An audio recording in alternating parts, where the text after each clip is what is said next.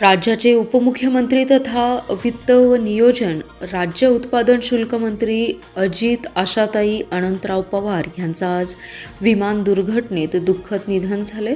यामुळे महाराष्ट्रात 28 ते 30 जानेवारी 2026 या 3 दिवसांचा दुखवटा जाहीर करण्यात आल्याचं सामान्य प्रशासन विभाग राजशिष्टाचार या विभागामार्फत कळवण्यात आले। या 3 दिवसांच्या कालावधीत महाराष्ट्रातील ज्या इमारतींवर नियमितपणे राष्ट्रध्वज फडकवण्यात येतो त्या सर्व ठिकाणी राष्ट्रध्वज अर्ध्यावर उतरण्यात येईल। तसेच ज्या कालावधीत कोणतेही शासकीय मनोरंजन कार्यक्रम आयोजित करण्यात येऊ नयेत। उपमुख्यमंत्री अजित पवार यांच्या दुःखद निधनामुळे बुधवार दिनांक 28 जानेवारी 2026 रोजी राज्यातील सर्व शासकीय कार्यालये बंद राहतील असं कळवण्यात आले।